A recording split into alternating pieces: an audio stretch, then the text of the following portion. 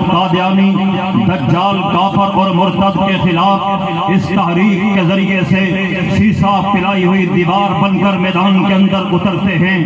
کون؟ سید عطا اللہ شاہ بخاری، جس کی ایک تقریر کو سن کے غازی اسلام، غازی علم الدین میدان میں آیا تھا۔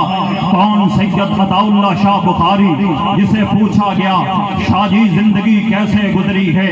حضرت فرماتے ہیں آدھی زندگی جیل میں گزری ہے، آدھی زندگی ریل میں گزری ہے۔ کون؟ سید عطا اللہ شاہ بخاری، جو جیل میں چکی پیس کر محمد الرسول اللہ کی خدمت نبوت کا ڈنکا بجاتا ہوا نظر آتا ہے۔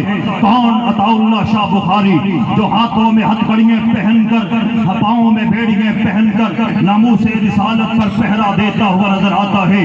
کون؟ عطا اللہ شاہ بخاری، جس کی ایک آواز پر لبیک کہتے ہوئے اصحاب رسول کے پروانے، شمع رسالت کے دیوانے، ختم نبوت کے مستانوں نے اپنی جانوں کے نذرانے اس انداز سے پیش کیے تھے۔ سن 53 کی تاریخ آپ کے سامنے گواہ ہے۔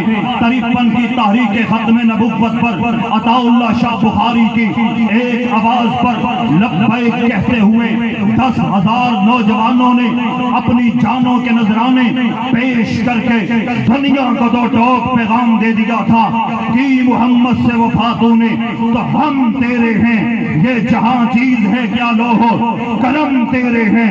محمد کی غلامی دین حق کی شرط اول ہے، اگر ہو اس میں کچھ کمی سب کچھ نامکمل ہے۔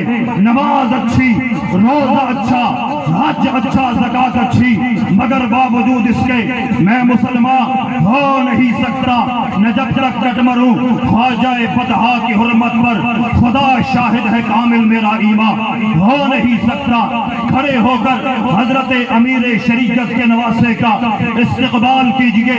دعوت خطاب دیتا ہوں امیر مجلس احرار الاسلام حضرت علامہ سید کفیل شاہ صاحب بخاری ہے۔